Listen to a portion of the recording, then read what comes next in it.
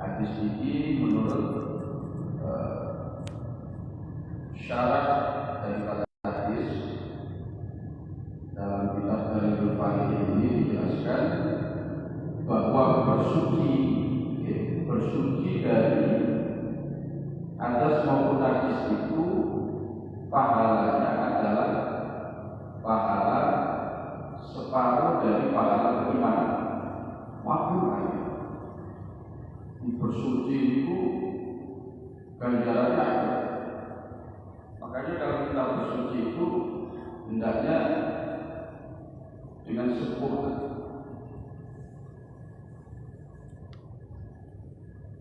Sebelum bersuci kita mulai menyebut nama Allah. Bismillahirrahmanirrahim. Kemudian setiap item-item dari bersuci itu mulai berkumpul, kita sempurnakan 3 kali. Kita bersuci dengan tenang, jangan terburu-buru. Kemudian selesai bersuci, kalau sampai berdoa menghadap kiblat, melihat ke langit sunnahnya, kemudian kita membaca doa. Asyhadu an la ilaha illallah wa la syarika lah wa asyhadu anna Muhammadan abduhu wa rasuluh. Allahumma ij'alni minat tawwabin wa ij'alni minal mutatahhirin wa ij'alni min ibadika sholihin. Kita lakukan dengan sempurna mungkin. Ini ben sempurna, wudune pun mepet. Lek kula sampean wudune mepet pun ajenge azan, napa malih ajenge qomat. Wah ya kesusu-susu. Terkadang terutama kaki ini kalau terburu-buru itu terkadang bagian telapaknya itu terkadang terlupakan. Kanjeng Nabi sampai mengingatkan 3 kali, wailun lil aqab, celaka bagi telapak-telapak yang tidak terbasuh, celaka bagi telapak-telapak yang tidak. Kalau sampean wudune gak sah, otomatis sholatnya tidak sah, otomatis tawafnya juga tidak sah. Kalau kita waktu tawaf di Ka'bah itu syaratnya juga harus punya kesucian dari hadas kecil maupun hadas besar. Jadi wudhu ini atau bersuci itu menjadi pondasi, termasuk wudhu bersuci dari najis. Kalau sampean sholat ternyata sarung kalau sampean mari diompoli putune lali, mari gendong putune diompoli, budal sholat mari ngoten, mari sholat lagi ilingan, lho iya sarungku najis, wajib diulang, sholatnya tidak sah. Nah sholat tanpa bersuci itu tidak memenuhi syarat. Syarat sholat itu harus suci dirinya, suci pakaiannya, suci tempatnya dari najis, juga suci dari hadas kecil maupun hadas besar pada diri kita. Jadi menurut sebagian tafsir, at-tuhuru syatrul iman, bersuci itu separuh dari keimanan, maksudnya separuh dari pahalanya sholat. Kanjeng Nabi niku malam hari oleh Allah ditunjukkan surga, dimasukkan ke dalam surga. Begitu Rasulullah berada di surga, Rasulullah mendengar suara terompahnya Sayyidina Bilal bin Rabah. Hebat Sayyidina Bilal bin Rabah. Wong nang dunya tapi popularitasnya sudah di surga. Wong popularitasnya sudah di surga itu wong lek mboten wong top niku lho. Jelas walu dipethuki kali Kanjeng Nabi. Bilal, hadisni bi arja amalin amil tahu fil Islam. Bilal, tunjukkan kepada saya amal apakah dalam Islam ini yang kamu lakukan. Fa inni sami'tu dufana laika fil jannah, karena aku mendengar suara terompahmu di surga. Bilal, kula mboten gadah amal napa-napa Kanjeng Nabi. Kula niki mboten gak ada keistimewaan napa-napa. Cuman satu ya Rasulullah, saya itu kalau selesai wudu selalu sholat sunnah wudu 2 rakaat siang hari maupun di malam hari. Di Bilal niku mari wudu langsung sholat 2 rakaat. Iki jenenge sholat sunnah wudu. Nah, ini meskipun dilakukan di waktu-waktu terlarang boleh. Kalau sampai wudune mari asar, nggih. Wudune mari asar langsung mari wudu salat sunnah wudu boleh. Wudune mari subuh, mari ngoten langsung salat sunnah wudu boleh. Di salat-salat yang terlarang, nggih, salat-salat yang terlarang di waktu-waktu yang terlarang ada 5 waktunya itu. Mantun subuh ketika terbit matahari sampai matahari setinggi tombak, terus waktu istiwa matahari tepat di atas kepala sampai matahari tergelincir alias sampai masuk waktu zuhur. Nomor 4 ketika selesai sholat asar. Kelima mulai terbenam matahari sampai matahari sempurna terbenam. Itu tidak boleh kita sholat sunnah mutlak, tidak boleh. Tapi kalau sholat sunnah yang mempunyai sebab tapi mutaakhir, sebabnya itu belakangan. Tapi kalau sholat sunnah yang punya sebab mendahuluinya boleh. Contohnya kalau sholat sunnah wudu, niku sebabnya mendahului, kan wudu dulu baru sholat, oke? Nanti sholatnya mergo enten sebabnya itu mendahului, yaitu wudu itu. Melbu masjid, ya, melbu masjid terus sholat. Nanti sholatnya krono melbu masjid. Tahiyatul masjid itu sholatnya kan karena masuk masjid. Berarti sebabnya dulu baru sholatnya. Kalau seperti ini boleh, Pak. Termasuk sholat jenazah. Kan sholatnya kan mergono jenazah kan. Mosok wong sing sekarat wis sholati jenazah kan mboten nggih. Wong durung mati sik sekarat moro-moro kula sampeyan sholati kan mboten oleh.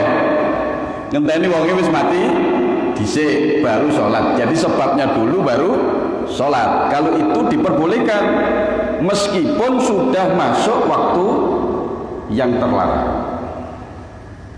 Termasuk tahiyatul masjid ini kan masuk masjid, asar masuk masjid, sholat tahiyatul masjid tetap sunnah.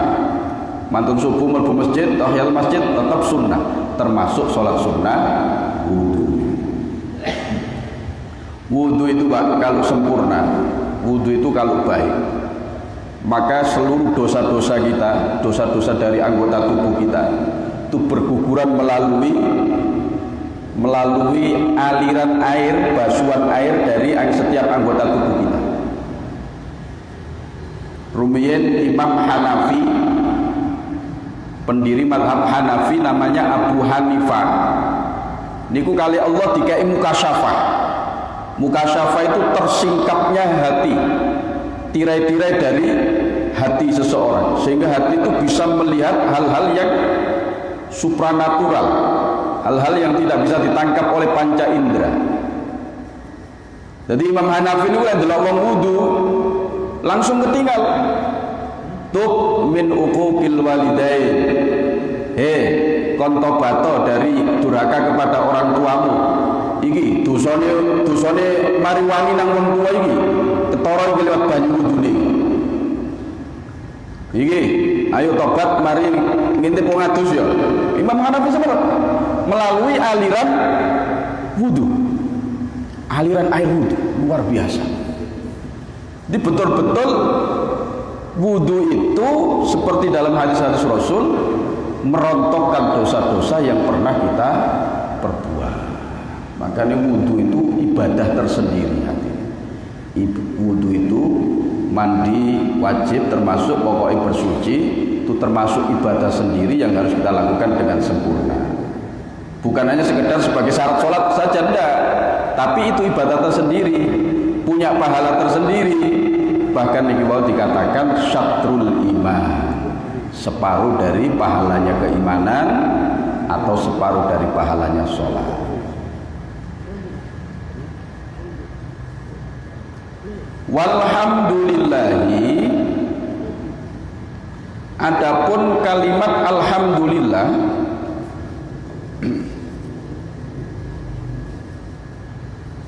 tamlaul mizan adalah memenuhi timbangan amal. Di pahalanya ucapan alhamdulillah. Ketok enteng alhamdulillah, alhamdulillah. Lho niku pahalane iso ngebeki timbangan amal kita, timbangan amal baik kita. Dalam hadis riwayat Sayyidina Anas bin Malik radhiyallahu anhu, hadisnya marfu'.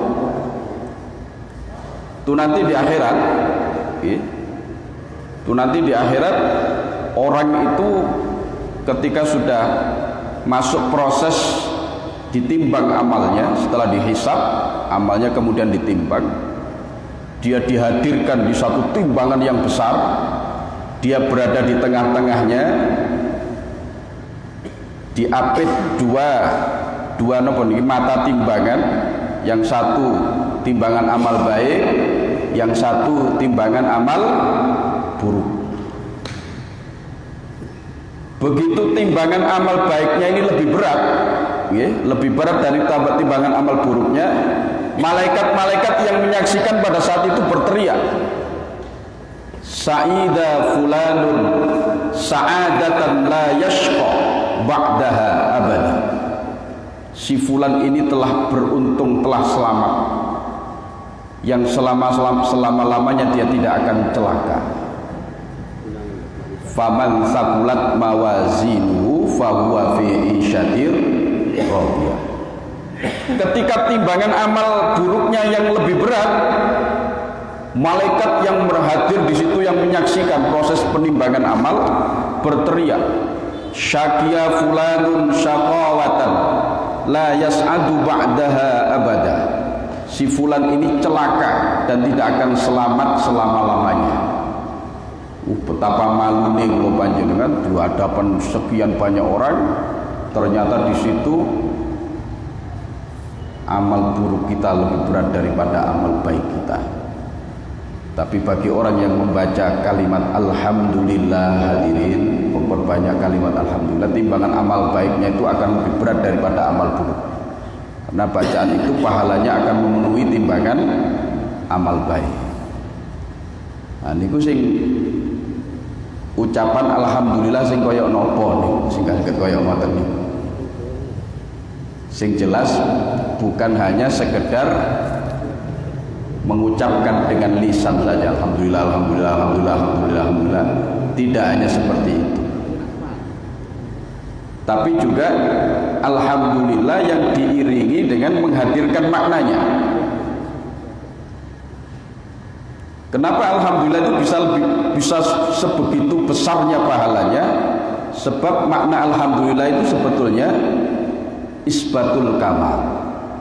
Itu sebuah pengakuan, Pak. Makna yang ada dalam alhamdulillah itu secara tidak langsung kita mengakui betapa maha sempurnanya Allah Subhanahu wa taala. Dialah sang pemberi berbagai nikmat ini kepada kita semua. Dengan kula sampeyan mengucapkan alhamdulillah itu secara tidak langsung kula sampeyan mengakui bahwa semua yang memberikan nikmat kepada kita itu hanyalah Allah Subhanahu wa taala. Yang kedua, dengan kita mengucapkan alhamdulillah itu sekaligus kita juga mengakui kelemahan diri kita. Kita secara tidak langsung mengakui bahwa diri kita ini lemah. Kita dapat nikmat yang begitu banyak bukan dari diri kita semata-mata, bukan hasil usaha kita, tapi semata-mata karunia Allah.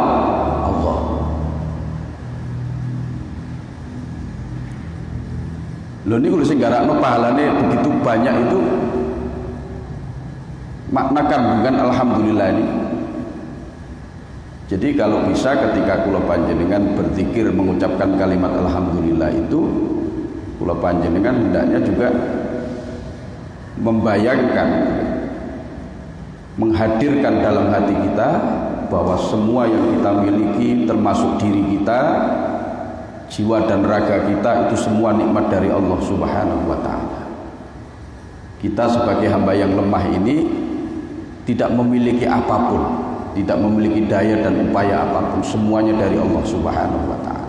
Dadi lisane muni alhamdulillah, alhamdulillah, alhamdulillah, hati itu menghadirkan makna itu tadi. Lek kaya ngoten cara mengucapkan alhamdulillah kula sampean, maka alhamdulillah kula panjenengan niki nanti akan memenuhi timbangan amal kita ketika di akhirat. Wa subhanallahi walhamdulillah tamla'ani au tamla'u ma bainas samawati wal ardi. Lalu ucapan alhamdulillah dan subhanallah itu memenuhi langit dan bumi. Andaikan pahalanya ini ditampakkan, difisikkan oleh Allah Subhanahu wa taala, pahala dari subhanallah dan alhamdulillah itu akan memenuhi langit dan bumi. Makanya pahala niki mboten dikekno nang nggone donya hati. Soale mboten cukup. Donya niki cilik. Donya niki cilik. Eneke kula sampeyan nganggep donya niki gede, luas, jembar. Itu karena kita belum tahu alam akhirat. Sama ketika kita dulu ketika di alam rahim, kalau sampai ketika belum tahu alam dunia ini masih di alam rahim, kalau sampai menganggap rahim itu sudah segala-galanya. Begitu kalau sampai keluar ten alam dunia ini baru sadar lek rahim ini sempit sembujungnya gak iso. Napa maneh pelayon tanpa gak iso. Kita sadar rahim itu sempit setelah kita keluar dari rahim dan masuk ke alam dunia ini. Para ulama mengatakan perbandingan alam akhirat dengan alam dunia itu sama dengan perbandingannya alam rahim dengan alam dunia ini, Pak.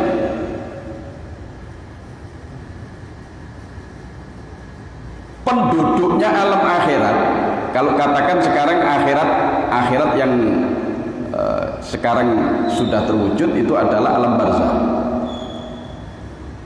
Karena semuanya orang-orang yang meninggal itu masih standby di alam barzah sekarang. Alam barzah itu lebih luas, penduduknya lebih padat daripada alam dunia. Lu kok sakit? Tentunya niki saat hanya sekarang kan penduduknya berapa? 7 miliaran dong ya? Kira-kira 7 miliaran lah.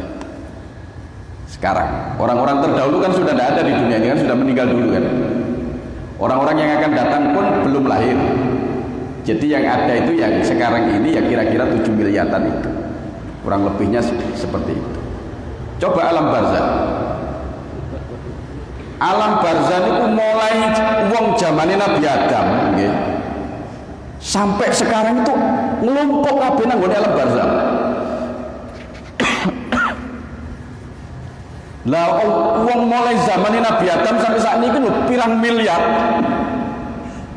Niku nglumpuk kabeh nang gone alam barzah. Berarti alam barzah itu penduduknya lebih luas, lebih padat, lebih banyak dibanding penduduk alam dunia saat ini.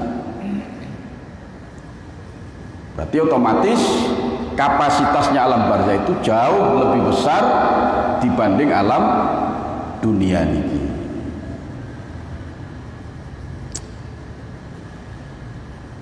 Jadi kula panjenengan ketika meninggalkan dunia ini, itu kita itu sebetulnya meninggalkan masyarakat yang kecil menuju masyarakat yang lebih besar. Kula sampean temu iso ketemu mbah kula sampean, buyut kula sampean. Ndukure buyut niku napa? Cangga. Sampean tahu Semeru cangga kula sampean? Gak tahu lho to nggih. Kepindho ten alam barzah. Kula sampean saged Semeru. Ndukur-ndukure cangga niku sinten? Oh iki to mbahku iki biyen. Kulo sampean temu kongin ketemu Sunan Ampel, Sunan Giri, Masya Allah iki to wali songo iku. Iki to Nabi Adam, iki to Nabi Semerep sedaya kula pancen. Termasuk bertemu dengan Rasulullah sallallahu alaihi wasallam. lek kula sampean mati dalam keadaan beriman. Karena orang-orang yang di alam barzah itu disekat jadi dua. Orang-orang yang beriman itu berkumpul dengan mereka-mereka yang beriman. Mereka bisa bertemu, saling berkunjung juga bisa. Berkomunikasi seperti ketika di alam dunia ini. Bercerita tentang masa lalu ketika di dunia. Cerita macam-macam. Dan riwayat Abu Ayyub Al-Ansari, Ibnul meriwayat dari Ibnul Mubarak dari Abu Ayyub Al-Ansari itu diriwayatkan terjadi dialog antara mayit yang baru dengan mayit yang lama. Jadi ketika ada mayit yang baru datang setelah proses di alam barzah, ditanya macam-macam selama 7 hari, baru di sana nanti setelah selesai mereka mayit-mayit yang lebih dulu meninggal dunia, mereka akan datang mengunjungi mayit yang baru. Terjadi dialog tersebut. Di riwayat itu macam-macam dialognya, termasuk diantaranya menanyakan keluarganya yang masih di dunia. Mayit lawas ini takon ya apa keluargaku sudah tinggal nang donya. Bojoku ya apa hal tazawwajat, apakah dia sudah menikah lagi atau tidak. Itu ditanyakan dalam riwayat Ibnul Mubarak dari Abu Ayyub Al-Ansari.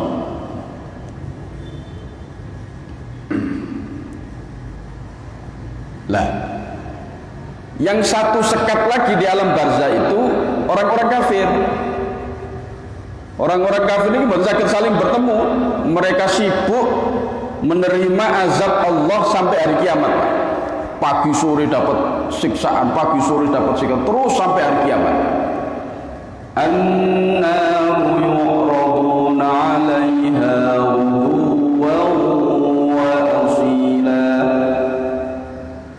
siksaan api neraka itu ditampakkan kepada keluarga Fir'aun di alam barzah di waktu pagi dan di waktu sore, itu di waktu petang.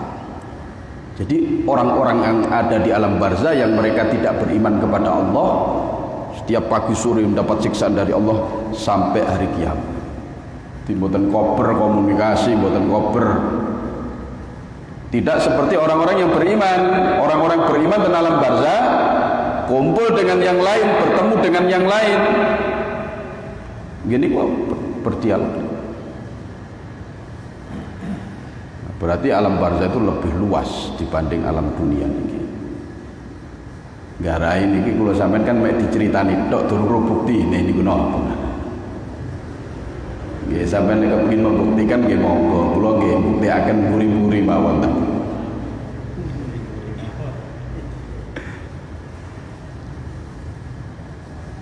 Riwayat-riwayat yang ada itu seperti itu.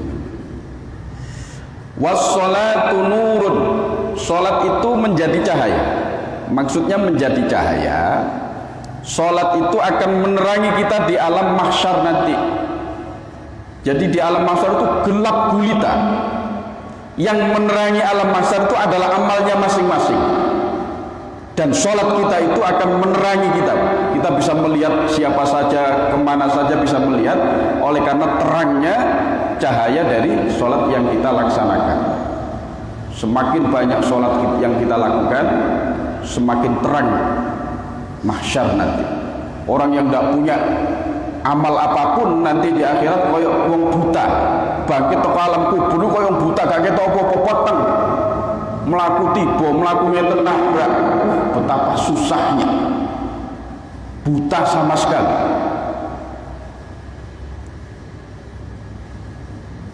Jadi orang yang buta di alam dunia ini dengan kebenaran, buta dengan agama Allah, buta dari hidayah Allah, di sana nanti akan buta secara hakiki.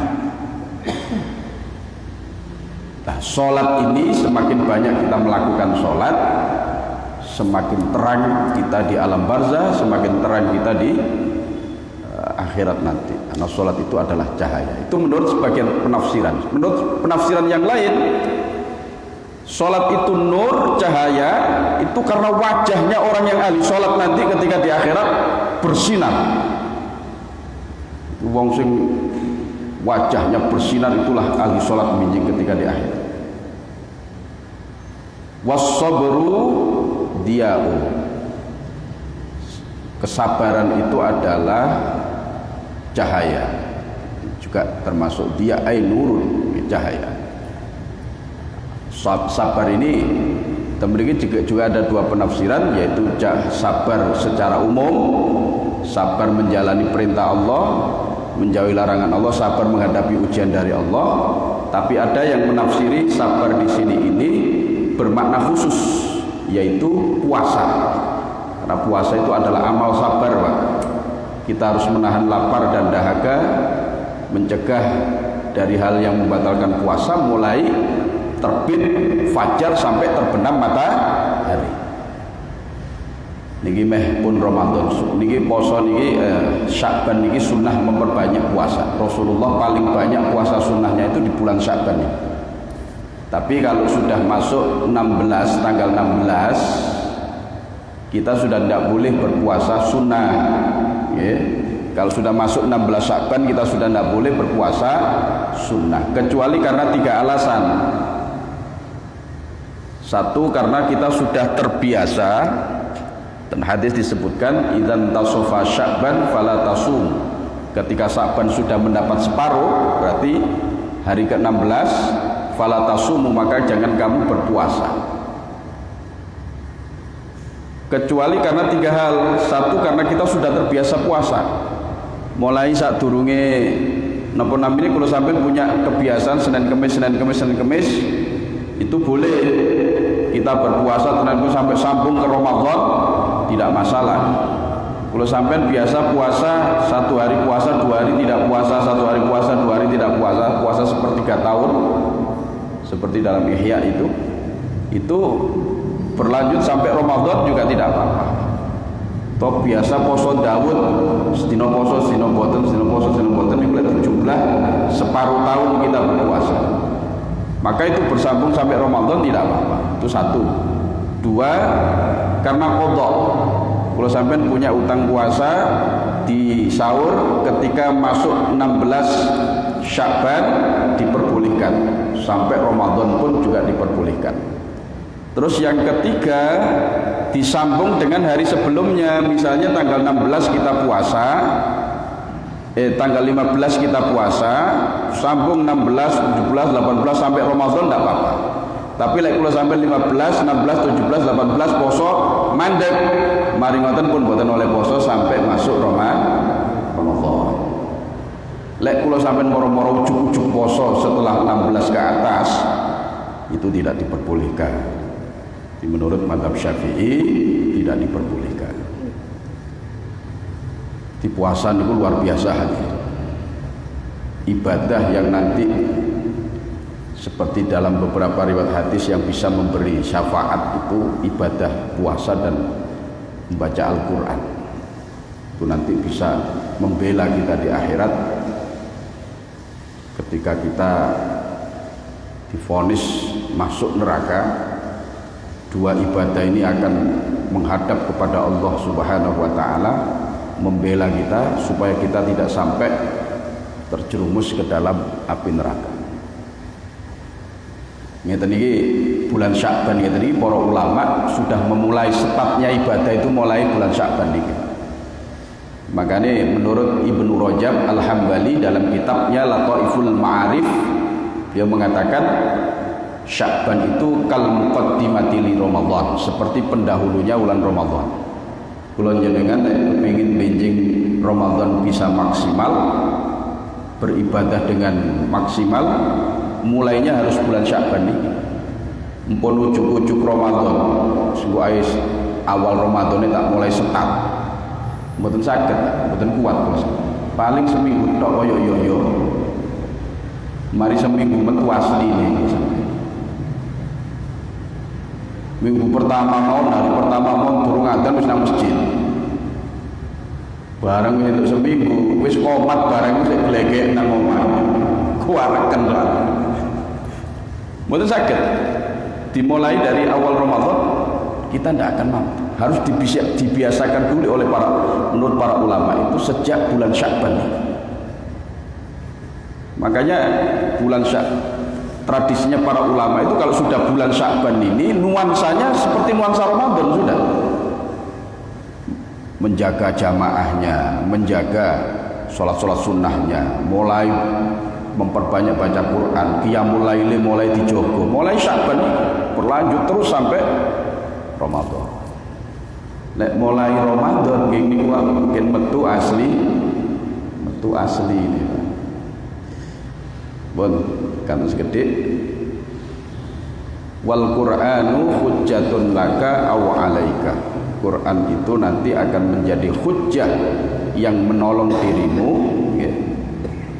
Dan juga hujjah yang mencelakakan dirimu. Hujjah itu satu argumen di hadapan Allah Subhanahu wa taala yang bisa menolong diri kita kalau kita bukan hanya sekedar membaca tetapi juga mengamalkan sesuai dengan kemampuan kita apa yang ada di dalam Quran.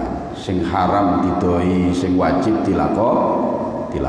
Nah, kita mboten semerep maknani Quran lho.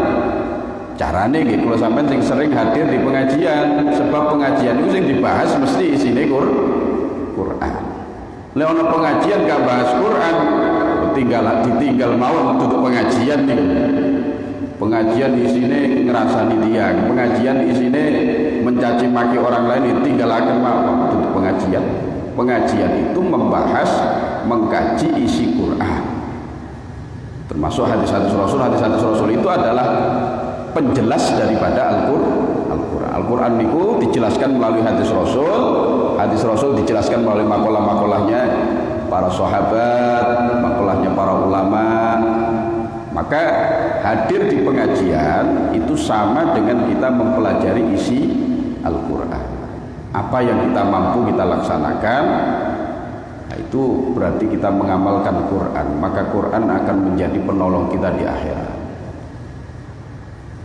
Kullun nasi yaghdu fabai'un nafsahu famu'tikuha aw mubiquha. Terakhir ya, setiap manusia itu kata Rasulullah di pagi-pagi hari selalu ada yang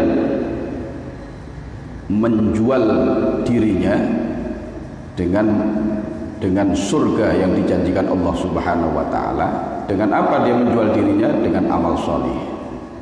Ada juga au mubiquha, atau juga orang itu dalam setiap harinya justru menghancurkan dirinya, membinasakan dirinya. Dengan apa? Dengan amal yang tidak soleh, dengan perbuatan-perbuatan yang tidak baik. Itu sama dengan menghancurkan dirinya. Kalau orang melakukan amal baik, sama dengan orang yang menjual dirinya untuk mendapatkan surga dari Allah Subhanahu wa ta'ala. Niki mawon hadirin, hadis niki diriwayatkan oleh Imam Muslim. Mugi-mugi manfaat maslahah fid dunya wal akhirah. Waktu yang masih ada, kita pakai tanya jawab. Kalau ada hal-hal yang perlu ditanyakan, saya persilahkan. Monggo kula aturaken. Nggih. Kata sindang.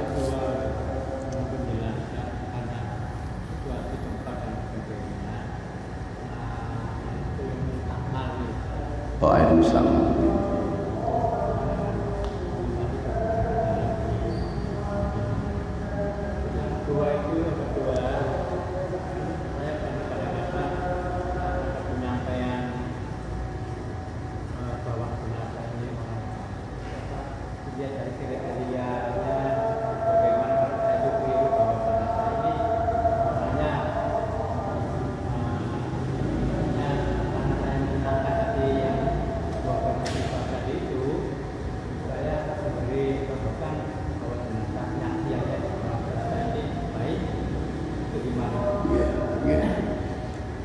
Yang pertama, air mustakmal itu air yang telah terpakai untuk menghilangkan hadas atau najis.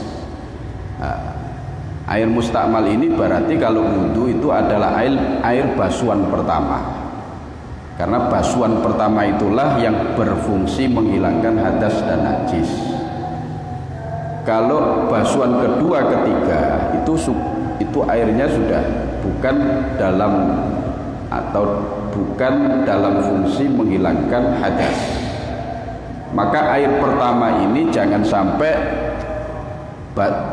sisa dari air pertama ini jangan sampai mencampuri air yang akan kita pakai untuk membasuh anggota tubuh kita. Misalnya ngeten kula sampean mantun napa namine ngusap wajah nggih.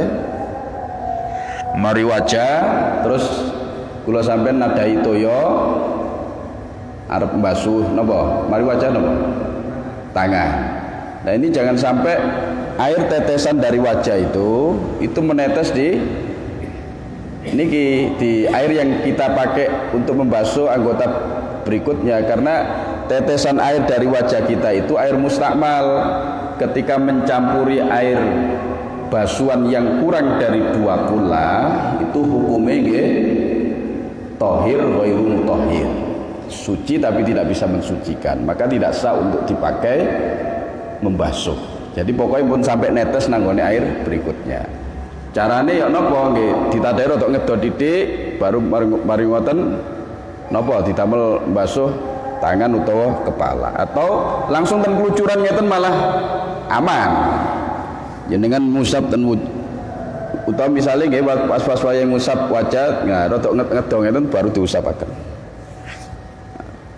Pokoknya jangan sampai air itu kembali lagi ke itu yang terpenting hadirin. Atau kalau misalnya kalau sampai wudu damel jedingan, yang jeding ini kurang dari 2 kula, nah, itu jangan sampai air wudu kita cipratane air wudu kula panjenengan utamanya basuhan yang pertama itu kembali ke air niku jadi mustakmal.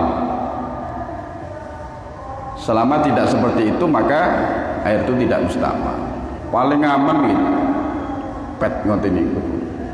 Sebutan kira balik-balik kan, pet kan melancur terus. Itu yang pertama. Yang kedua apa? Oh, memberi kesaksian. Memberi kesaksian kepada orang yang memang orang baik atau minimal didominasi dengan kebaikan itu sunnah hukum. Sunnah. Dan kesaksian mereka ini niki tiyang saya nggih tiyang saya itu jadi saksi nanti di akhirat yang meringankan si mayit itu. Tapi kalau ini jelas-jelas orang-orang yang tidak baik misalnya nggih mboten usah dikai kesaksian, cukup kula sampeyan ngeten mawon. Kita dongaaken muga-muga niki disepuro kali Allah. Mboten usah niku tiyang saya nggih mboten usah. Wong jelas-jelas gak apik kok. Tapi lek niki tiyang sing secara umum dia orang baik, kita memberikan kesaksian baik itu sunnah.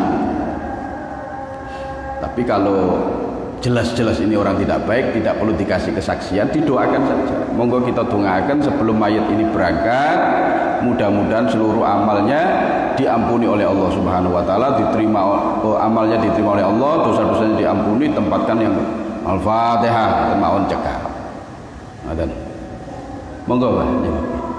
Kalau kita ke masjid kan biasanya wudu dulu di rumah atau di tempat wudu. Nggih. Kalau kita sholat sunatnya itu tahiyatul masjid dulu atau sholat sunat wudu. Oh, nggih. Kan yang mana?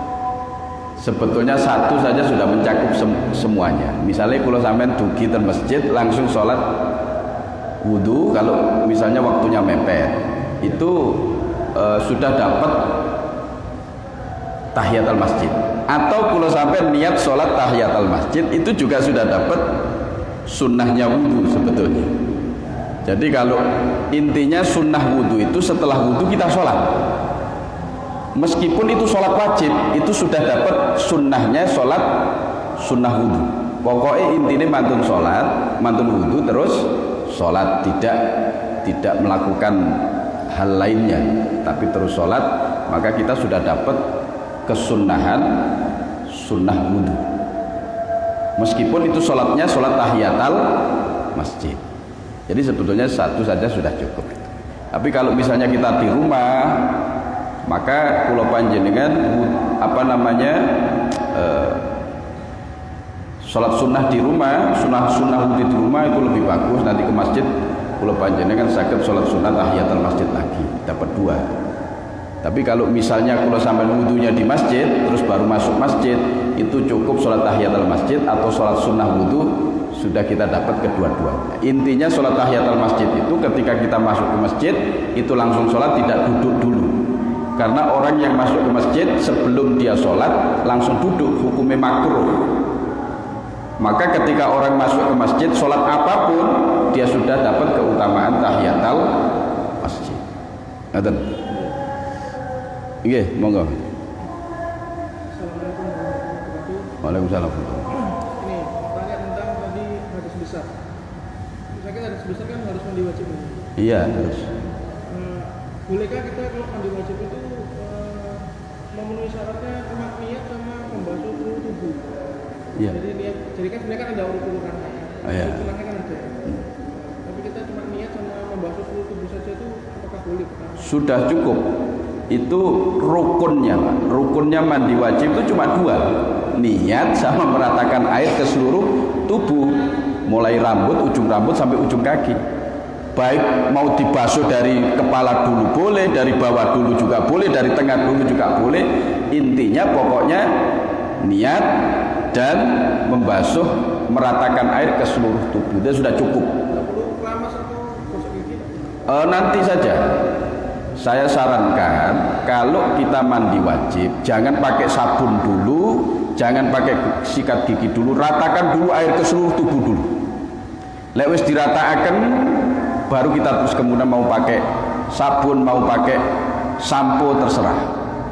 Sebab begini, kalau kita langsung pakai sabun misalnya, tubuh kita penuh dengan sabun lalu kita gerujuk dengan air, itu airnya bercampur dengan air sabun, bisa tohir, ghairu mutahhir, suci tidak mensucikan, bisa kurang memenuhi syarat. Maka yang lebih hati-hati, jangan pakai sabun dulu, jangan pakai sampo dulu, kita ratakan dulu mulai ujung rambut, niki cepit-cepitan niki disirami wabeh, baru kemudian kita pakai sampo atau pakai sabun. Nah, sunnahnya yang lain-lain itu mendulukan anggota kanan, bagian kepala dulu anggota kanan 3 kali, baru anggota kiri, itu kesunahan. Tapi rukunnya mandi itu cuma 2. Ada yang 3 menurut para ulama. 1, niat menghilangkan najis kalau ada najisnya dalam tubuh kita, baru kemudian meratakan air dengan tubuh. Ada yang para ulama mencukupkan 2 hal, niat dan meratakan air ke seluruh tubuh. Seperti itu. Dan cukup nih kuburan. Jadi misalnya kita setelah mandi meratakan seluruh tubuh itu, kemudian kita kencing itu nggak apa-apa? Nggak batal, nggak. Kecuali non sewu, kecuali kalau kita di tengah-tengah mandi atau selesai mandi non sewu keluar air sperma lagi, wajib mandi lagi, batal. Kalau enggak, misalnya buang air kecil atau buang air besar, ya, tengah-tengah mandi durung mari buang air besar, itu mandinya tidak batal, cukup kita basuh. Setelah kita basuh kita teruskan mandi, sah. Jadi yang membatalkan mandi itu kalau kita melakukan hal-hal yang menyebabkan hadas besar, keluar air mani ya, dan lain sebagainya, dan 6 itu. Tapi kalau buang air kecil, buang air besar tidak membatalkan mandi kita, sehingga diteruskan pun. Misalnya begini, dicicil bengi krono adem, niat mandi cukup yang dibasuh kepala saja, meni sing awake keri meni subuh-subuh. Pokok mboten ibu malih lho bengi nggih. Lek bengine niku berhubungan suami istri malih wajib diulangi lagi mandinya. Tapi kalau enggak besok subuh diteruskan, cukup meneruskan yang tadi malam kan kepala sudah dibasuh. Tinggal bagian yang lain yang dibasuh boleh, sah. Jadi tidak harus terus menerus, terpisah boleh selama dalam terpisah itu tidak melakukan hal-hal yang mewajibkan mandi wajib. Saged dipahami nggih? Saya kira ini saja, sudah waktu Isya. Mugi-mugi saged manfaat maslahat dunya. A'udzubillahi minasyaitonir rajim. Bismillahirrahmanirrahim. Allahumma anfa'na ma 'allamtana wa 'allimna ma yanfa'una wa barik lana ma 'allamtana wa 'allimna fid dunya wa akhirana. Rabbana atina fid dunya hasanah fil akhirati hasanah wa qina adzabannar. Alhamdulillah rabbil alamin. Subhanakallahumma bihamdika asyhadu an la ilaha illa anta astaghfiruka wa atubu ilaik. Assalamualaikum warahmatullahi wabarakatuh.